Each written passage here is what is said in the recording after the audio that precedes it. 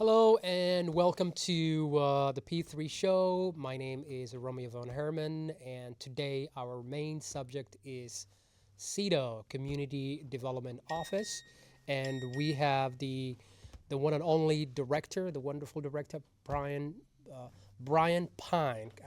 My P and B isn't the best, but Brian Pine, who will give us an idea of what CEDO means, the Community Development Office here in Burlington, Vermont, what it does, what are some of the key components of the department, and how that translates into delivering for the communities here that live here in the city and the greater Burlington, Vermont area.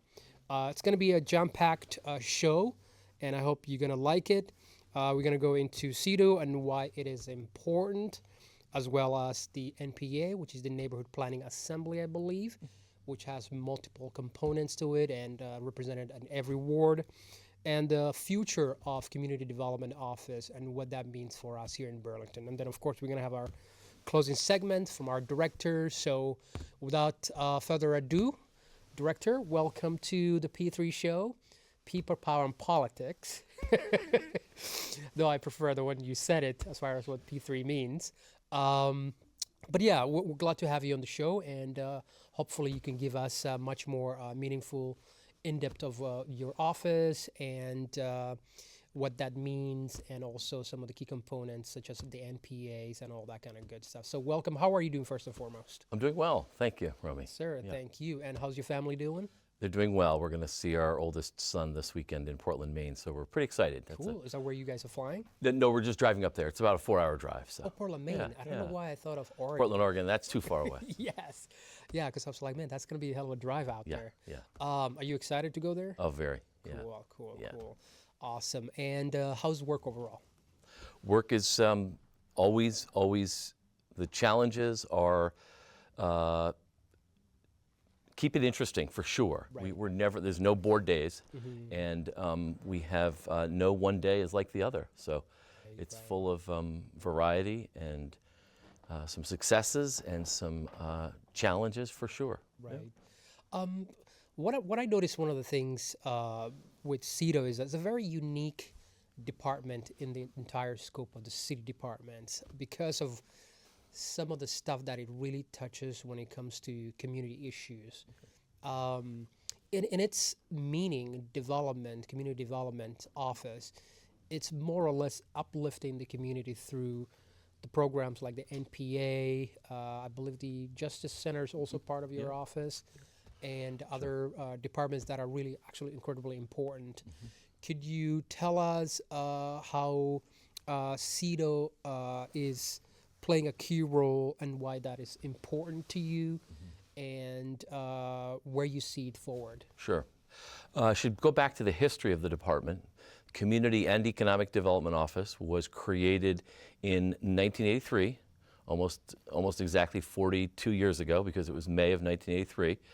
And it was the result of a study group, a Blue Ribbon Commission, I think is what it was called, that was looking at how does the city take a more active role in shaping the development of the community broadly. Mm-hmm. And so it was intentionally organized as a department which covered housing, economic development, community development, neighborhood revitalization, waterfront, and neighborhood involvement, community engagement through the neighborhood planning assemblies came a little bit later, but only about actually it came about the same time. So we were formed out of that process under Mayor Sanders, who felt that the city was missing out on the synergy that you can get when you bring those entities, those issues together under one department.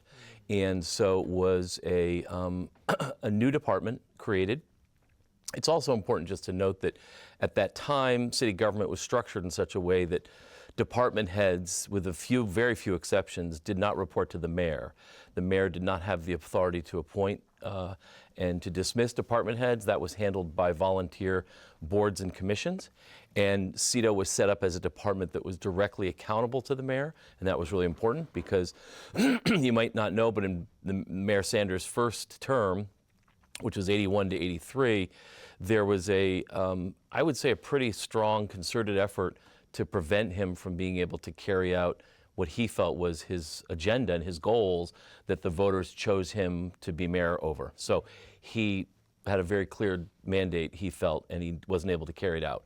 And so CEDO was part of the reason, or part of his response to that, was to create a department that could, in fact, be entrepreneurial, could be nimble, could cut across topics, and would be directly accountable to the mayor. Okay. So when we talk about community and economic development, I think that, I like to share the mission of the department, but I think just broadly speaking, the sort of working definition of this work is local efforts to enhance the social, economic, and physical aspects of a community, ultimately aiming to improve the quality of life for all residents.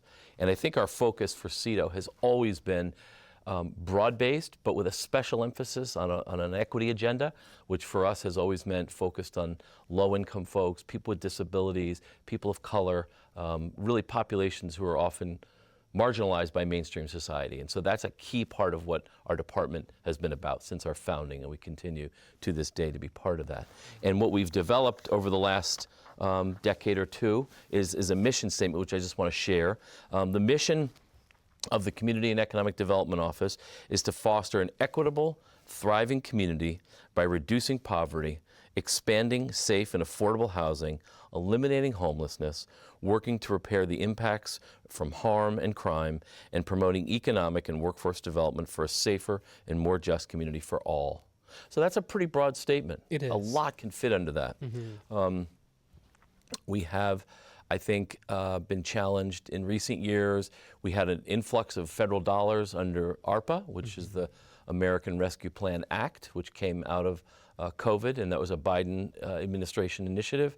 That gave us some resources to work with, and we were able to respond fairly rapidly to what was becoming at the time a pretty significant problem with homelessness. And we did stand up the Elmwood Community Shelter on Elmwood Avenue, and that's an example of, it took us from the time the approval was given to go forward with that, which was in summer of 2022. We opened in February of 23, and while 6 or 7 months is a while, it's fairly quick to have people moving into a shelter 6 months later. So I want to just, acknowledge that that was a lot of heavy lifting by a lot of folks in our department, some cross-departmental work, but it was mostly a CEDO-driven initiative, and that's an example, a recent example. One other example I want to highlight, which I think is important to call folks' attention to, is the Trusted Community Voices, which is a initiative that really started to be, I think, envisioned like around 2018, 2019, and it really was intended to be a response to an equity study or an equity report that was issued by the city that acknowledged that growing cultural and racial diversity was not being reflected in city government, and also that the services of the city were not being made readily available to folks from immigrant and refugee communities, with an emphasis on there being a two-way communication. So rather than one directional, the Trusted Community Voices were set up to be kind of the eyes and ears, but also the spokespeople for their communities. And so we have 7 citizens who are part of their communities, and they represent their communities at Trusted Community Voices as a way to really bring the issues of city government to the community and have the community bring their issues to the city. So that's a really important piece of our focus. Our efforts on housing are, we've received recognition over the years for what we've done as a small city. I want to note that I don't want to pretend that the housing issue is under control, because it's not. I would say that over the last 40 years, though, the fact that we have been able to secure about a quarter of all of the rental housing in Burlington is restricted as affordable housing, either due to funding and financing that go with the building and the land, or because tenants have rental assistance that they take with them and move from building to building. So only to point out that, some people think of Section 8, that's just one form of that type of assistance, but about 2,500 housing units out of a little over 10,000 are in that category. So 25% is a significant number. It's the need far outstrips what we have. But if those resources hadn't been leveraged and those opportunities hadn't been created, the conditions would be far worse right now. Okay. Is that the Section 8 housing part of it? Is that provided through your office? No, Section 8 is provided by the Burlington Housing Authority, which is a separate entity. Okay. It is technically it's an affiliate of the city, I guess you could call it. Okay. But it's a separate entity with its own board, its own staff, its own finances. We don't mingle our financing with them. Okay. But we provide support, and we work very closely with the Housing Authority. Okay. Is it a lot easier in terms from the economic development? Is it a lot easier to them being separate from CEDO, or would you ever prefer if they were like part of CEDO? So for easy continuity of housing people. It's hard to. It's a great question, Romy. I think the city of Burlington has had them separate since the Housing Authority was created in the late 1960s. It was really kind of part of an era that if you haven't covered, I hope you will cover, is urban renewal in Burlington. Okay. And urban renewal was a well-intentioned public policy at the federal level that Burlington adopted and implemented starting in the late 50s and into the 60s and even into the 70s, which was intended to shore up inner city neighborhoods, but the strategy was I think deeply flawed. Strategy was to assemble an area that you could then acquire all the properties and demolish them all and do new buildings and new development in place of what was there. And so it displaced all the original residents. It gave them some compensation, but not nearly enough compensation to then go and be able to buy a home.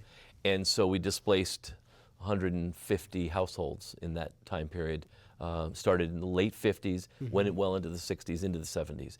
And so urban renewal, I think, is an important lesson for Burlington. And we should just point out that City Place is actually occurring on what used to be an existing primarily Italian neighborhood. It was a mixed neighborhood, but it was had a very strong Italian presence, and that community was displaced and scattered all in the Burlington area when that happened.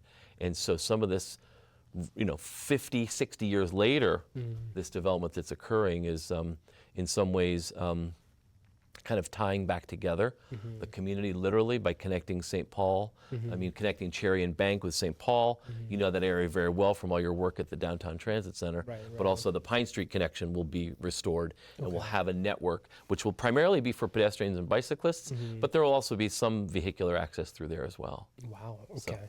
Yeah, I love some of the key community development that is happening in the city, and I know your office is like really busy in terms of addressing some of the key community needs in terms of developing the housing issues, addressing the homelessness issue as well here, and sometimes the inequity that exists with people with disabilities who are homeless in the city as well. And of course, some of the safety issues, which I see you brought the downtown safety guide here, which some people are not aware of, but they can definitely get through CEDO website and or PPD website and download it and kind of learn who to reach out to and how they can get help within our city and what. So it is very interesting because you also have the Justice Center as part of your, helping the community and holistically.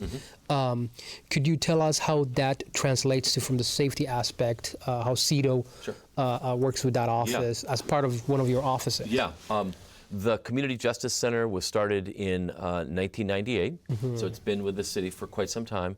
We were the first, and we were basically a pilot, if you will, between the city of Burlington, the State Department of Corrections, and we had support from the Vermont Agency of Human Services as well, really recognizing that the traditional approach to crime and sort of punishment and incarceration was limited. It had real limited impact. And the issue of repeat offenders, they call it recidivism in the terminology they use, but it just means repeat offenders, basically.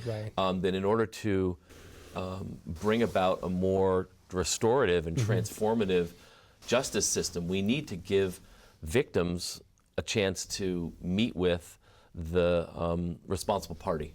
Okay, so it's really a chance to bring folks together to try to find a reasonable outcome that is not as focused on punishment, but is more focused on repairing the harm.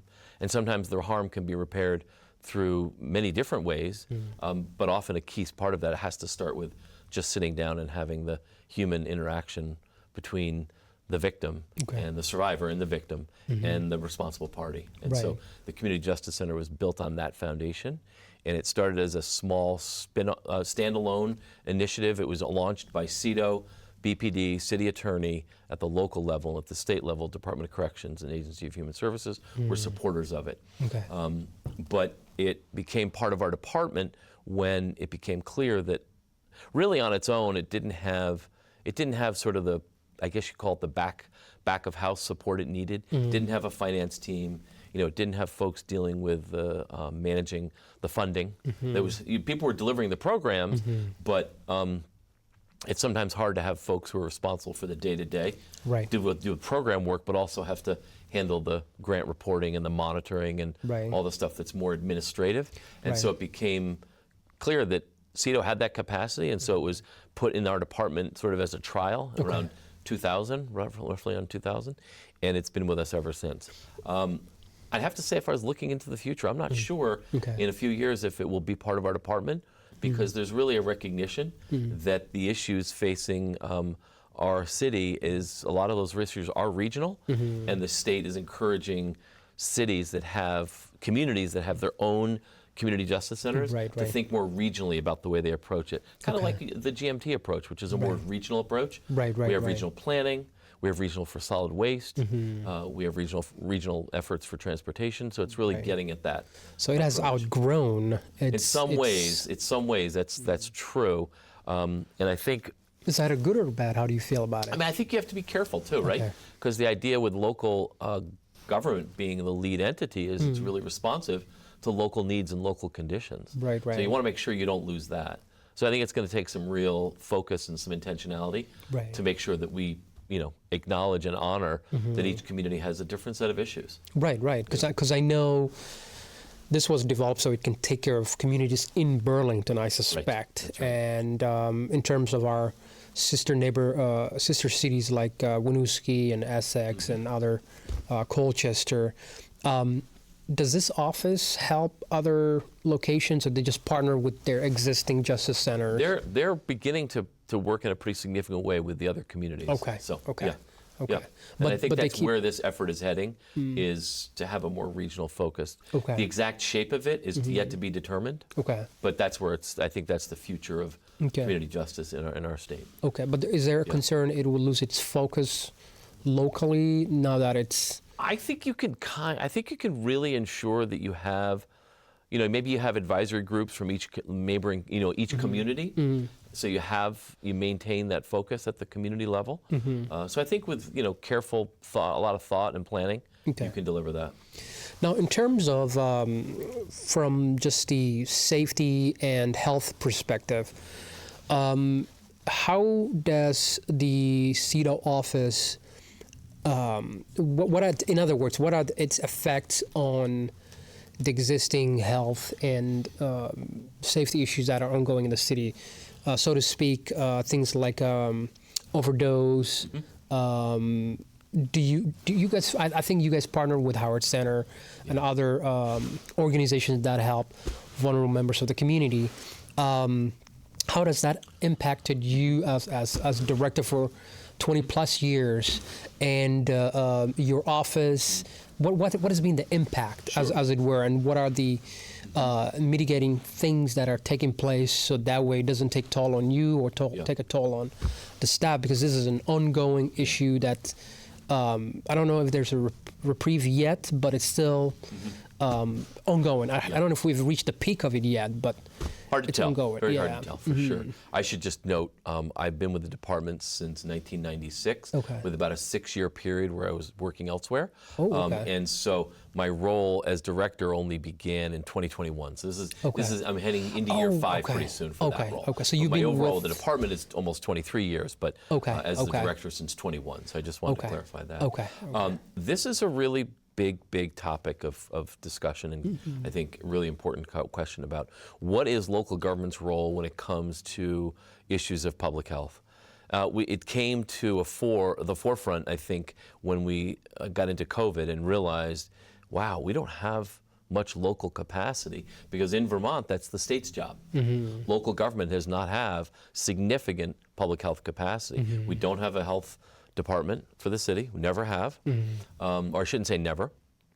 We used to, but the role was more on inspecting facilities for safety standards was part of the role. It was all part of the health and safety. Public health and safety was a department of city government, but it had a much more of a role, or much more of a focus on inspecting buildings, inspecting facilities. They used to have to inspect creameries, because we had enough places basically processing dairy in Burlington that we needed a creamery inspector. We needed a livestock inspector because people had animals. So all of that is behind us, and our role now around public health has been largely carried out at the state level. But I think there's a recognition that these interconnected issues around substance use disorder, mental health, and houselessness it calls for a different way of thinking. Right. And I think the mayor has been quite, I think quite bold in laying out that will be part of our future direction as a city.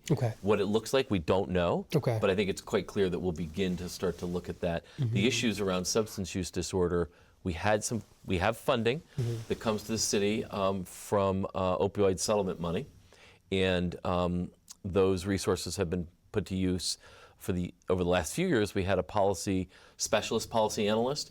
That position was discontinued, and instead the current position is filled by someone who works to advance the Overdose Prevention Center. And so those efforts are progressing quite well. The city does have a letter of intent, or at least initial indication, that the partnership with Vermonters for Criminal Justice Reform, they'll be the service provider for the Overdose Prevention Center.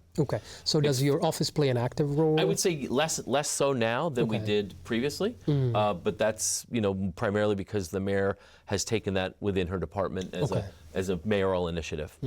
I think the mayor has taken a few things on that are quite clearly the top priorities around community safety, and this falls within that. So I see. Which is good. Which is good. I'm glad the mayor's doing that. What I was wondering, and I think this plays a very important role into why is CEDO important? Because I know they've done so much for so long. When former Mayor Bernie launched CEDO, why is it so important to this date? And if you could tell me why you feel CEDO is very important to Burlingtonians. Yeah, we're in the process. We're kind of wrapping it up right now. We started calling it strategic planning, but I think we shortened the process. We condensed it so much that it's not really the right term for it. So we're instead calling it like an assessment, kind of an assessment. Where do we stand? Where have we been? Where are we going? And it's a bit of a roadmap for where we could go down the road. And I'd say that our, we have a enormous track record with respect to housing, economic development, and moving community projects from concept to completion. We have one of the award-winning lead and healthy homes program to address lead-based paint hazards, which are significant environmental health threat to children, the number one environmental health threat to children, especially children from lower income families that tend to rent. And so we have a real emphasis on making sure our rental housing is as safe as possible. And we've achieved that in over 750 homes over the last 20 years. So we've made a dent in that issue, but we still have a ways to go. And we have probably the role of convening and connecting, being part of the connective tissue of the different players, the nonprofits, the private sector, the public sector, the citizens of Burlington. Like, we have served as the connective tissue for those different segments of the community that, on their own may care quite a bit about an issue, but it's through the partnerships and through the collaboration that we're able to really make a significant, lasting difference. And that's a key part of what our department does. That is awesome. So in other words, CEDO is the umbilical cord of the community. I like that, yeah. Just that could work, yeah. feeding everybody, making sure they got what they need. I'm not talking about food, but right. Yeah, all the resources. We've historically had the ability to see the needs because we try and stay close to the community, see the needs, know the needs, and find the players to help us implement creative solutions. That's really that's our DNA as a department. That is awesome. Yeah. I know one key component of CEDO is neighborhood planning assembly. Yeah. Could you give me a background of the Neighborhood Planning Assembly and why that has become such an important player in not only delivering the mission of CEDO, but also creating a generational Burlingtonians where they start their public service Absolutely. That's a great way to put road, it. you know, That's a which, great way to put it. Yeah. you know, I'm one of Yeah. those Yeah. really, once I moved in, that's the first thing I got involved in with the NPA. And this is what really led me to want to serve in the city, because I see people who come to the NPA, I see you at our NPAs giving us a feedback of what's happening in the city and the heartbeat of the city. So if you could give us a much of a background, that would be amazing. Part of my own personal origin story, by the way. Oh, cool, okay. I came out of college at UVM in 1985. I moved here to go to college in 81, and I fell in love with Burlington, and I knew that this was going to be my home. And because Bernie was our mayor, there was such incredible excitement. There was electricity in the air around so many things. Wow. And not only did I get involved politically, but I started serving on my neighborhood planning assembly steering committee right out of college. So I was 22 years old. Okay. And in Ward 1 is where I got my start. And it's really what pulled me into local government. So I would say neighborhood planning assemblies have been a way for people to gain access to the process of local government, what it means to be part of a local government. And you don't really know that until you witness it right up front, right up close. Right. And so I would say the promise of neighborhood planning assemblies are grassroots, citizen-driven gatherings of citizens to shape, to help to inform and shape the decisions of local government. And it's a 42-year experiment, if you will, and we still have a ways to go to achieve our full potential for our neighborhood planning assemblies. And when I say that, I don't mean to be critical or judgmental. All I want to say is we have the opportunity as citizens to come together, meet with neighbors at the neighborhood level, and really help shape our future. But sometimes you'll notice some of them have very small numbers of people who come out.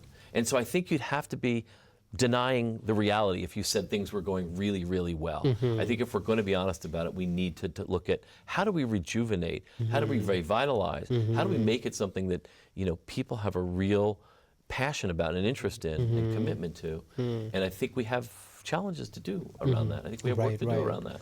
Right. I think one of the things that I wanted to ask was, is NPAs unique to Vermont? Other places that you've traveled to, have you seen something similar happening in Neighborhood Maine? planning assemblies are pretty unique in this country. Okay. Honestly, I think the model had its roots in a couple of Caribbean countries, really. Really? Grenada had developed NPAs under a progressive government that was ousted by the U.S. government, and I won't go into the details of that, but it also had its roots in some of the work happening in Cuba, to be honest. So some of the models for neighborhood planning assemblies were based on direct participatory democracy as opposed to just going to the ballot box and checking a box and voting for someone. Right. The notion of true citizen engagement and citizen participation to help make it truly a more inclusive democracy, that's at the heart of it, really. I was wondering, I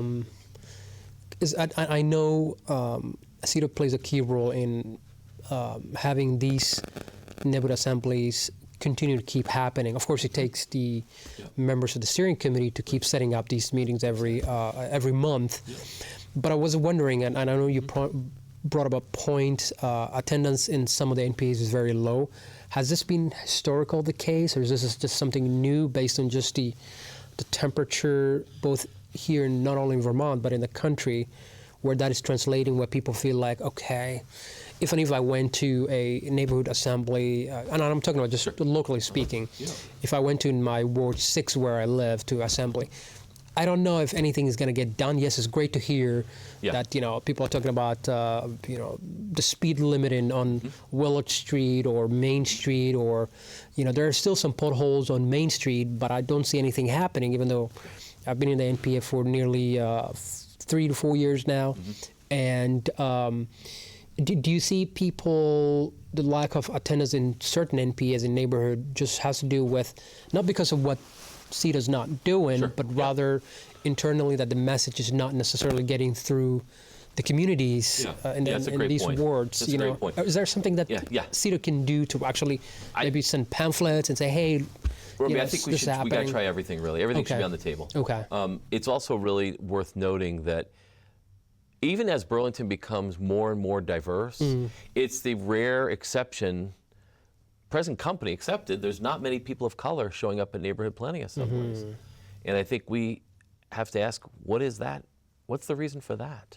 What do we need to do? We need to look at ourselves a little bit when we ask that question, not at others for what are they not doing, why aren't they showing up, but it's more like, what are we not doing as the dominant culture to make it more inclusive, welcoming, and inviting?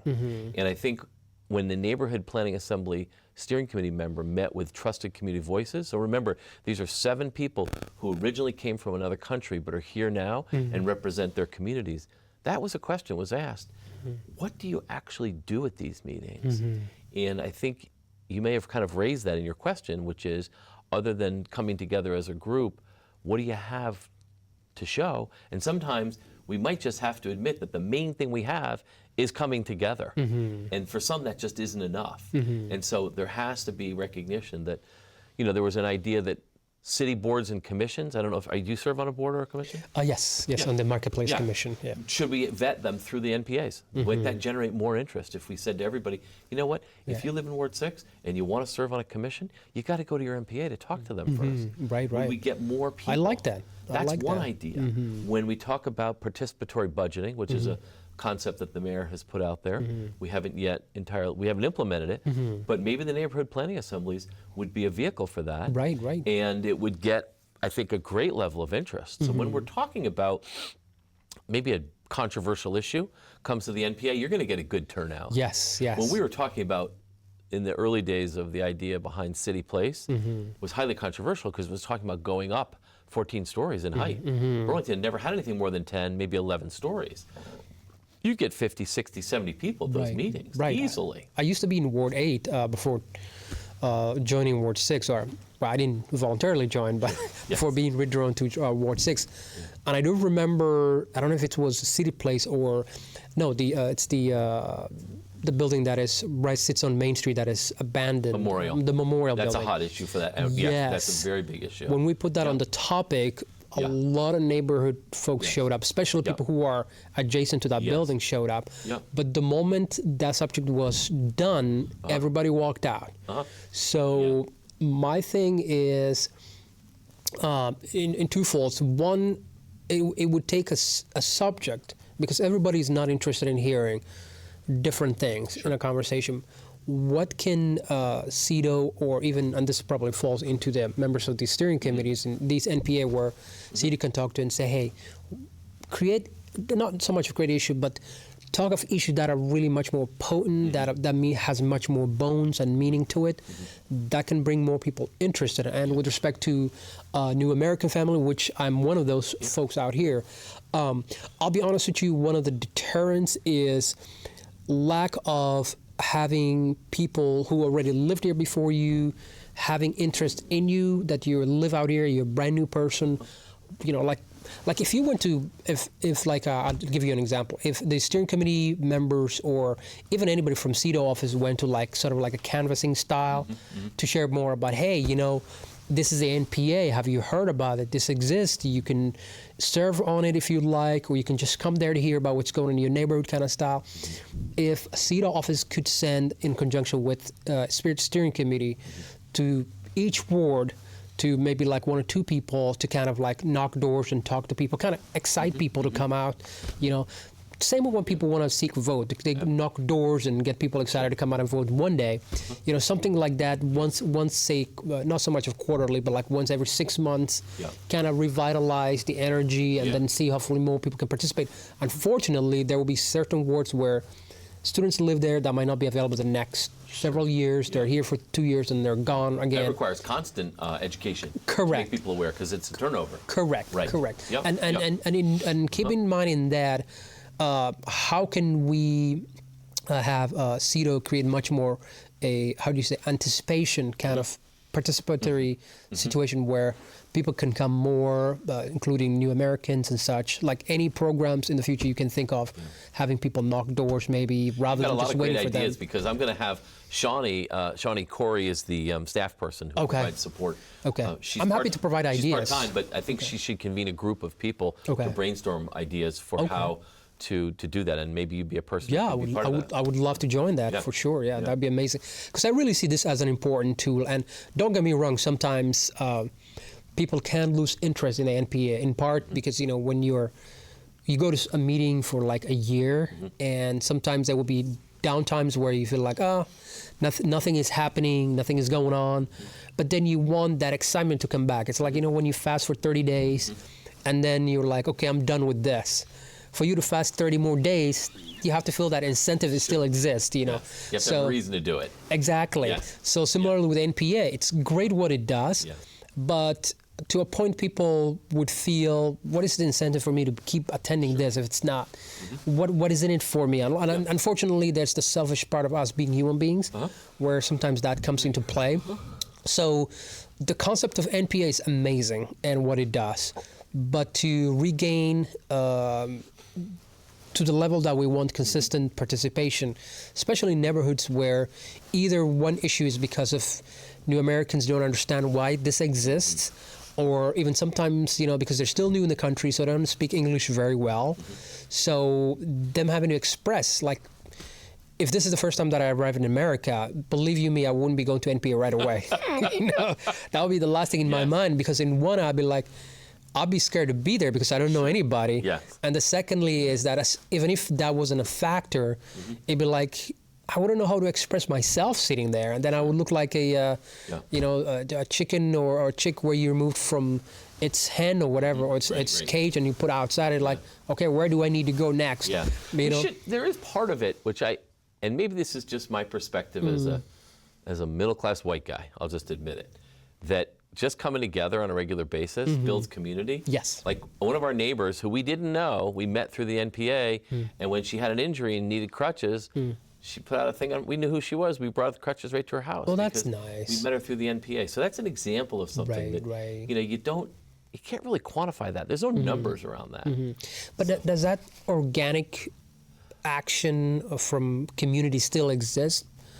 Oh, I think so. For the past? Okay. I think it happens at the local level all the time. Okay. Oh, yeah. When we need an onion, we go to our neighbor for an onion. We don't have to go to the store. We just go down the street. I remember being that the case when I was a kid. Yeah, when you were growing up. Sure, I bet. Yes, but these days I'm... Yes, a little less so. I will admit... But you know what? Your neighbors love it when you ask them a question like that. Yes. Do you have a cup of flour? Do you have a lemon? Do you have an onion? Do you have something? Right. Because it's an opportunity to help someone out. It's so little, yes, right? Yes. I have tons of onions. If someone comes looking for an onion, I've got onions. Right. I remember asking my neighbor when, the lights didn't go out so much so that the room that I was staying, the lights was turned off in part because they were working on the circuit breaker. And so I needed, the kitchen lights were working the kitchen power was working just fine, but my room is next. So, but the power is out from my room. So in order to get power from the kitchen to my room, I needed one of those long wires. Extension cords, sorry. Yep. And in order to get that, I had to call my neighbor and say, hey, do you have an extension cord? And he's like, of course. Romeo, of course. Just come knock the door and grab it. See? And I literally felt good right away. I was like, oh man, this feels like my childhood all of a sudden. Yeah. Because I used to. We need to do that more though. Yeah. We need to do that oh my goodness, I would just go to my. Put down the devices. We got to not watch as much TV. We got to get out from behind the computer. We got to bag social media on a regular basis. We have so much to do. But the sad thing is that when the lights came back on, put on my TV on. Just mix it up a little bit. Yes. So having the NPA in such a way where people, it creates that community feeling where you can go to somebody's house, eat some food and invite them over, have a cup of tea kind of feeling. Oh my gosh, that would be an incredible way of... our community dinner that we do at Ward 2, which used to be 2 and 3, but we were split up by Ward 3 pulling away. It's just a truly incredible gathering. Oh man, 100 people easily show up for the community dinner. Really? Wow. Just last week we had one. And in the end, we had about 35 people stay for the NPA. That is so really not a bad good. turnout. Wow, that is really good. Holy That's because moly. we have this phenomenal grassroots community dinner Okay. by just people who care That is deeply amazing. about seeing their neighbors come together face to face, break some bread together, all of that. It's just I was wondering, I know there's, I don't know if, there's an Old Wards meeting, but it comes across very corporate, almost meeting, because it happens over at the Sharon Busher conference room. And it's often very focused on like logistics about how you get reimbursements for things you have spent your money on, that type of stuff. It's a very business-like meeting. It doesn't need to be that way, nor should it be. So we need to get back maybe to the All Wards meeting being a discussion around this issue of how do we encourage more and regular involvement of people. And rotate it and have it in different location within the city, like having Old Wards meeting where Ward 2 and 3 meet, and then where 6 and 5 meet. I feel like when two wards kind of combine their NPAs, it looks much more meaningful, and you're always going to get more people by definition. More people attend, and you get that synergy too of the issues by ward aren't super specific. So if you have wards 1 and 8 meeting together, they're like right next door to each other. Right. So, exactly. Exactly.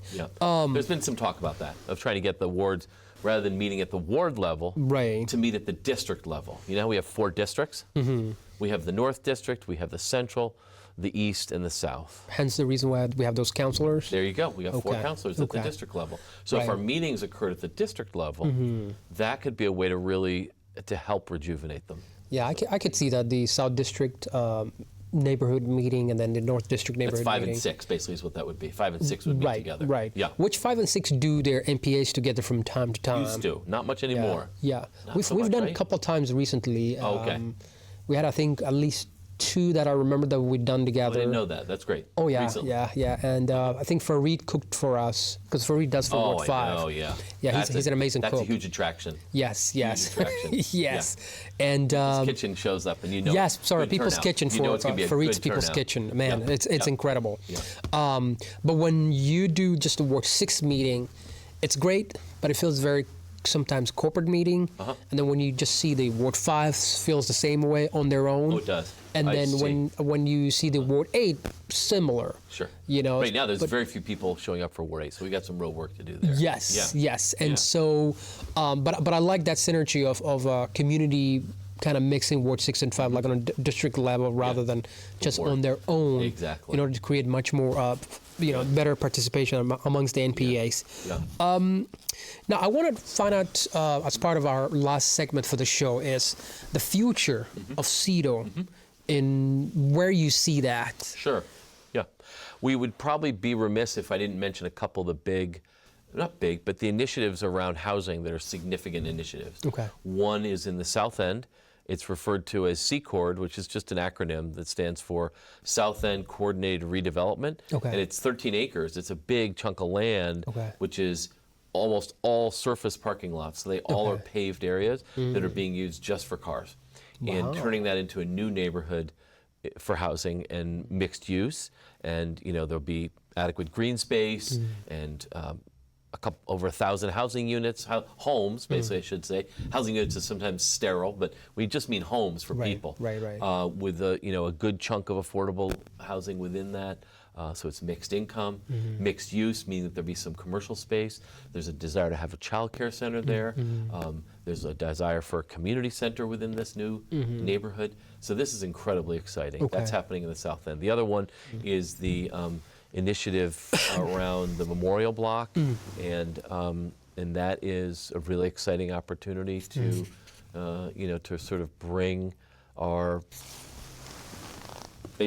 back a core downtown property, and it's to look at the whole block in a comprehensive, holistic manner for what are the opportunities for this block. And it's really exciting. Those are some really exciting efforts. One related effort to that is that the fire station, if this project goes forward, would no longer be able to stay on that block.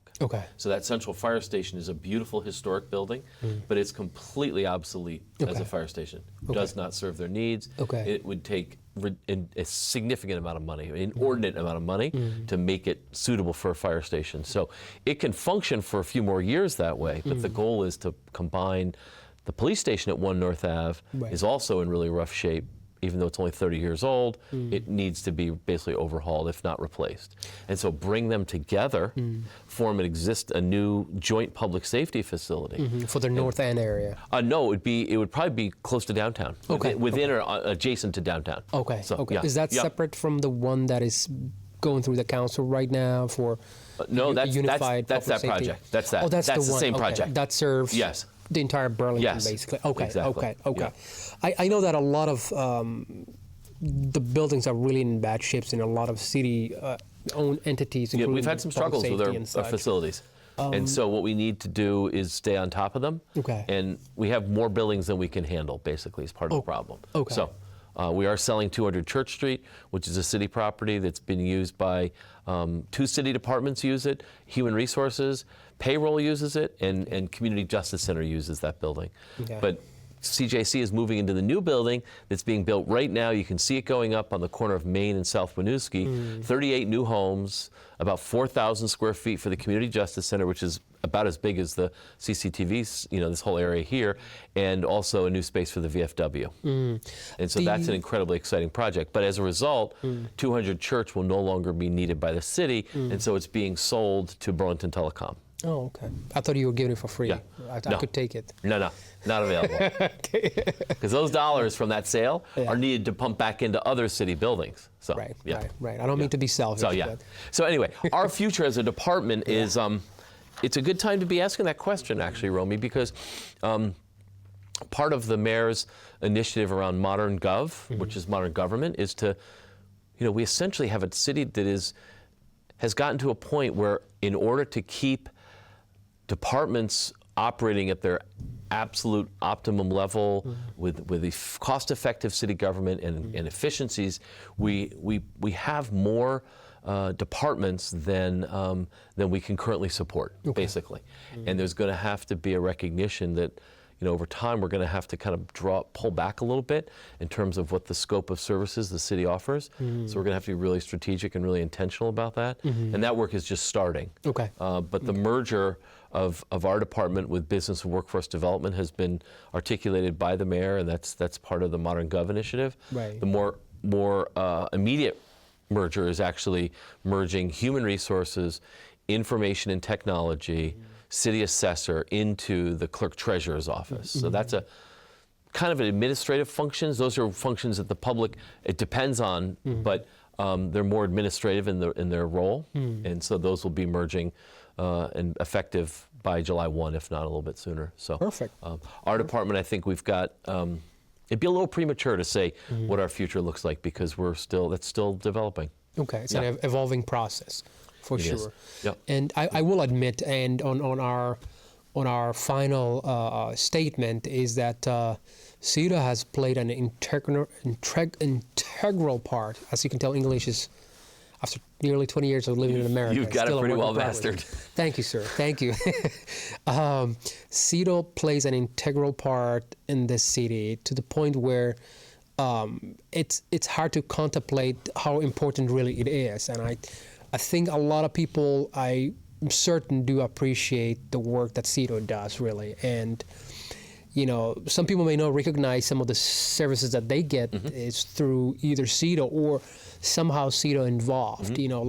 Prime example would be the Community Justice Center or NPA, and some people wouldn't even know that that's part of CEDO's community service, or city service, as it were.